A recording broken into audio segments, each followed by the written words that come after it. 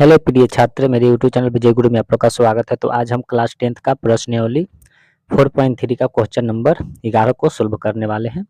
तो चलिए क्वेश्चन को पढ़ना चालू करते हैं। अभी तक मेरे चैनल को सब्सक्राइब नहीं किए हैं तो प्लीज़ लाइक सब्सक्राइब जरूर कर ले, ताकि आपको इस तरह के आपको हमेशा प्रॉपर वे में क्लास 10th 11th 12th का क्वेश्चन मिलते रहे।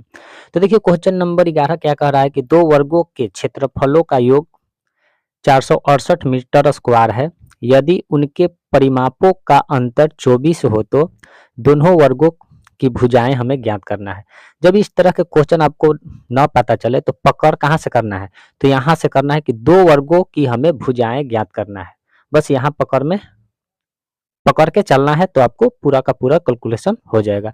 तो चलिए हम पहले दो वर्ग पार लेते हैं, उसके माध्यम से हम समझते हैं। तो मैंने यहाँ पर दो वर्ग पार लिया। ये पहली वर्ग की भुजा है, ये दूसरी वर्ग का भुजा है। तो देखिए बच्चों, हम यहाँ पर आप लोग को बता देना चाहते हैं कि हमने तो दो वर्ग पार लिया। अगर इस भुजा आपको वर्ग के पता होना चाहिए कि सभी भुजा बराबर होते हैं। तो ये पहली भुजा, ये वर्ग का भुजा चारों जो है, तो अगर मान ले कि पहली भुजा हम x मान लेते हैं तो इसका x इधर होगा, इधर भी x होगा, और इधर भी x होगा, और इधर भी x होगा। ये पहली भुजा है। और दूसरी भुजा के हम y मान लेते हैं तो इधर भी y होगा, इधर भी y होगा, इधर भी y होगा, इधर भी y होगा। आप लोग को पता होना चाहिए कि वर्ग का क्षेत्रफल क्या होता है। तो देखिए बच्चों, वर्ग का क्षेत्रफल जो होता है, वर्ग का क्षेत्रफल क्या होता है, भुजा स्क्वायर होता है। क्या होता है? भुजा स्क्वायर होता है ना। तो ये हमने दो वर्ग को हमने इस टाइप से पार लिए। अब इसे डिटेल में समझना है तो कैसे बनाएंगे, तो देखिए डिटेल में कैसे बनाया जाता है। माना कि पहले वर्ग की भुजा, पहले वर्ग की भुजा हम मान लेते हैं x मीटर।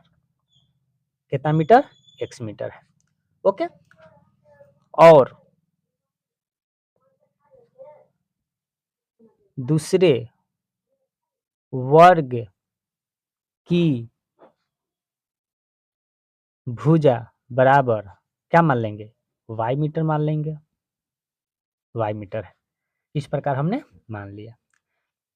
अब प्रश्न से चलेंगे बच्चों, प्रश्न से। तो प्रश्न से चलेंगे तो देखिए कह रहा है क्वेश्चन में क्या, कि दो वर्गों का क्षेत्रफल का योग। तो दो वर्गों का, तो हमने तो पहली वर्ग और दूसरी वर्ग मान लिए कि पहली वर्ग x है और दूसरी वर्ग की भुजा जो है हमें y मीटर है। तो वर्ग मतलब क्या होता है, ये हमारा पहला वर्ग माने थे x, तो इसका स्क्वायर, योग माने जोड़, और दूसरा वर्ग की भुजा क्या माने थे? y। अब वर्ग में पूछ रहा है तो इसका हो जाएगा y का स्क्वायर। इसका योग हमें ऑलरेडी दे रखा है कितना? 468 मीटर स्क्वायर। तो यहाँ पर लिखेंगे बराबर 468, और इसे फिलहाल हम समीकरण 1 मान लेते हैं। इसे मान लिए क्या? समीकरण 1। फिर क्या करेंगे बच्चों? अब यहाँ से फिर क्या करेंगे? फिर कह रहा है यदि उनके परिमापों का अंतर 24 है तो वर्ग का परिमाप क्या होता है, पहले तो ये जान लेते हैं कि वर्ग का परिमाप, तो वर्ग का परिमाप बराबर होता है 4 गुने भुजा होता है। ये होता है वर्ग का परिमाप। तो देखिए हमने अब यहाँ पर हम क्या करेंगे कि अब वर्ग के परिमापों का अंतर 24 दे रखा है। तो देखिए वर्ग का परिमाप क्या होता है? 4 होता है, और गुना और भुजा, तो भुजा हमने क्या माना है? x, तो यहाँ पर x लिख देंगे। अंतर माने घटाओ, फिर दूसरा में भी वही होगा 4 गुने इसका भी होगा y, अब बराबर क्या हो जाएगा? इसको दे रखा है अंतर 24 दे रखा है, तो यहाँ पर 24 लिखे। अब क्या करेंगे? 4 में 1 से तो 4x माइनस 4y बराबर 24। इस प्रकार हमने लिख लिया। इस प्रकार हम लिख लिए। अब देखिए आप लोग को यहाँ पर क्या कॉमन नजर आ रहा है, तो देखिए 4 यहाँ पर आपको कॉमन नजर आ रहा है, तो 4 को हम कॉमन ले लेंगे, और क्या होगा बच्चों? यहाँ पर x बच जाएगा माइनस इसमें y बराबर क्या हो जाएगा 24। ओके, तो x माइनस वाई बराबर 24। आई गुना में है तो इस साइड आएगा तो भागा में 4 हो जाएगा। अगर इसको काटेंगे तो 6 बार में कट जाएगा। ओके, तो क्या हो जाएगा x माइनस वाई बराबर 6। अगर अब इसको x का मान निकालेंगे तो क्या होगा 6 माइनस वाई है तो उस साइड जाएगा तो प्लस क्या हो जाएगा y हो जाएगा। ये समीकरण हम 2 मान लिए। ये समीकरण हम क्या मान लिए 2 मान लिए। अब क्या करेंगे कि समीकरण 2 के मान समीकरण 1 में हम रख देंगे। तो यहाँ पर लिखेंगे समीकरण 2 का मान समीकरण 1 में क्या करने पर रखने पर। तो समीकरण हमने एक क्या माना था, तो देखो समीकरण हमारा एक ये है, तो x square plus y square बराबर 468। ओके, तो x का मान यहाँ पर देखिए ऑलरेडी दे रखा है, तो यहाँ पर हम क्या करेंगे x का मान पुट करेंगे तो 6 प्लस वाई का स्क्वायर प्लस वाई का स्क्वायर बराबर 468। ओके, अब देखिए आप चाहे तो इसे गुणनखंड विधि से भी तोड़ सकते हैं या तो a प्लस बी के होल स्क्वायर पर भी इसको तोड़ सकते हैं। तो देखिए हम गुणनखंड विधि से तोड़ लेते हैं। तो गुणनखंड विधि से क्या होगा कि इसको मैं 6 प्लस वाई में 2 बार गुना करेंगे तो आपको आ जाएगा गुणनखंड विधि से। तो देखिए 6 प्लस वाई और 6 प्लस वाई, तो 6 छक 36 प्लस 6 वाई और फिर प्लस 6 वाई बराबर क्या होगा वाई में वाई से करेंगे तो बराबर बोल रहे हैं प्लस वाई स्क्वायर। तो 36 plus 12 y plus y square, इस प्रकार हमने यहाँ पर लिख लिया। तो इसको ऐसे लिखेंगे 36 plus 12 y plus y square, ये प्लस वाई स्क्वायर बराबर 468। तो देखिए वाई स्क्वायर यानी 2 क्या हो जाएगा y square plus 12 y plus 36 आई प्लस का है तो बराबर की साइड आएगा तो माइनस का 468 इक्वल टू 0। क्या हो जाएगा 0 हो जाएगा। हो गया, तो देखिए आपको यहाँ पर 2y स्क्वायर प्लस 12y, अब देखिए माइनस 468 में से 36 जाएगा तो कितना होगा 432 हो जाएगा इक्वल टू 0। ओके, आपको घटाना भी आना चाहिए, तो माइनस 468 में से प्लस 36 को घटाएं तो माइनस 432 होगा क्योंकि माइनस की संख्या बेसी है। अब कॉमन ले लेते हैं, देखिए 2 कॉमन ले लिए तो इसमें क्या बच जाएगा वाई स्क्वायर प्लस, अब इसमें 6y बच जाएगा अब माइनस 200, इसमें से आगे सब तीनों में से कॉमन 2 लिए तो 216 इक्वल टू 0। ओके बच्चों, कोई दिक्कत नहीं। अब क्या करेंगे, अब देखिए Y square plus 6y minus 216 बराबर 0। देखिए ये 2 जो है आपको बचा हुआ है भागा गुना में है तो इस साइड आएगा तो भागा में होगा, तो 2 में 0 से अगर भाग देंगे तो क्या होगा 0 ही होगा ना। तो एक क्या होगा Y square plus 6y minus 216 हो गया, ये आपको 216 हुआ। अब इसको क्या करेंगे द्विघात फॉर्म पे हम द्विघात समीकरण के फॉर्म पर तोड़ देंगे क्योंकि ये व्यापक रूप में हमें दिख रहा है। तो इसे आप गुणनखंड विधि से भी तोड़ सकते हैं या तो द्विघात विधि से भी तोड़ सकते हैं। तो देखिए हम पहले द्विघात विधि से ही तोड़ते हैं, तो a बराबर 1, इसके आगे एक छिपा हुआ रहता है, अब b बराबर 6 और c बराबर माइनस का 216, तो d निकाल लो, तो d बराबर बी स्क्वायर माइनस 4ac, यही फार्मूला होता है। तो d इक्वल टू b का मान 6 है तो 6 का स्क्वायर माइनस 4 गुने a का मान 1 है तो 1 गुने c का मान माइनस 216 है तो 216 हमने लिखा।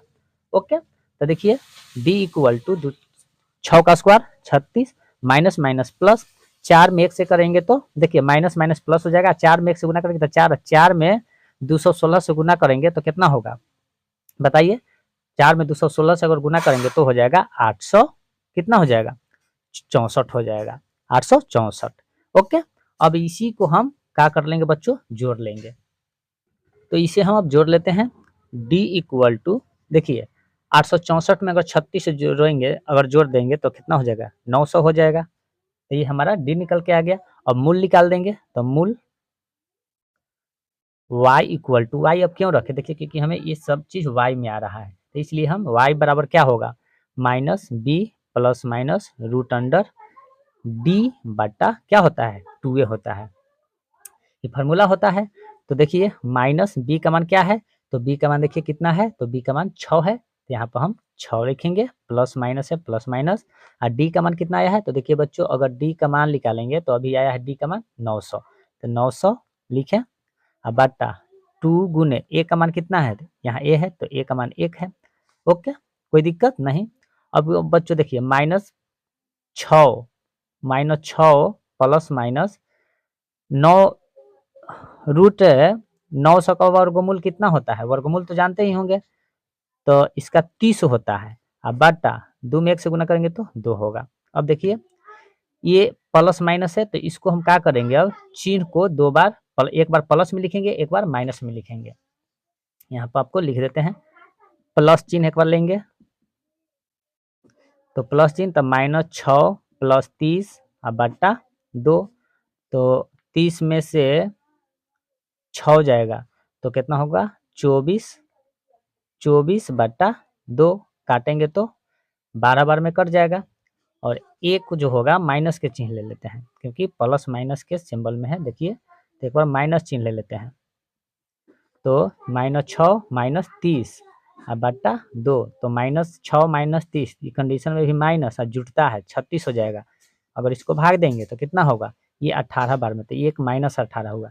तो वर्ग कभी माइनस में नहीं होता है, याद रखिएगा ये प्लस में होता है, तो ये हमारा प्लस में, ये वाला आंसर राइट होगा। अब इसको स्टेटमेंट में क्या लिखेंगे, तो इसको हमें लिखना होगा कि दूसरे, यहाँ पर लिख देंगे दूसरे वर्ग की भुजा, दूसरे वर्ग की भुजा y बराबर, दूसरे वर्ग की भुजा हमें क्या करना है, यहाँ पर क्या कहा गया है कि दो वर्गों की हमें भुजा ज्ञात करना है। देखिए यहाँ पर लिखा गया है कि, दिखा देते हैं, दो वर्गों की भुजाएं ज्ञात करना है, तो हम यहाँ पर लिख लेंगे दूसरे वर्ग की भुजा हमने क्या माना था y, तो y का मान कितना आया 12 मीटर आ गया। अच्छा, ये तो हमें 12 मीटर आ गया, और पहले वर्ग का लिखेंगे, और पहले वर्ग की भुजा हमने क्या माना था, x माना था, तो x का x बराबर क्या हमने, देखिए ये x का मान यहाँ पर आया है, देखिए यहाँ पर x बराबर यहाँ पर लिखा गया है कितना 6 प्लस y, तो ये तो दूसरा वर्ग की भुजा 12 आ गया, ये क्या हो जाएगा x बराबर 6 प्लस y हमने माना था, तो x बराबर 6 प्लस y, तो x equal to 6 plus y का मान कितना आया है 12, तो 12 6 कितना हो जाएगा 18, तो ये हो गया पहली वर्ग की भुजा, और ये हमारा हो गया, सॉरी ये हो गया दूसरी वर्ग की भुजा, और ये हमारा हो गया पहली वर्ग की भुजा। कोई दिक्कत कोई परेशानी नहीं। तो बच्चों यही हमने आप लोग के सामने बना दिया। देखिए कोई प्रॉब्लम नहीं होना चाहिए, हालांकि मैंने डिटेल में एकदम बताए हैं, कोई दिक्कत नहीं होना चाहिए। ये आपको प्रश्नावली 4.3 का लास्ट क्वेश्चन था जो कि हमने आज कंप्लीट करवा दिए। ओके, हालांकि मैंने 1 से लेकर 10 तक ऑलरेडी बना लिया हूँ। अगर आप नहीं देखें तो मेरे डिस्क्रिप्शन चेक करें, आपको सभी के सभी मैथ मिल जाएगा। तो अगर आप स्क्रीनशॉट लेना चाहते हैं तो स्क्रीनशॉट ले सकते हैं, कोई दिक्कत नहीं है। ओके,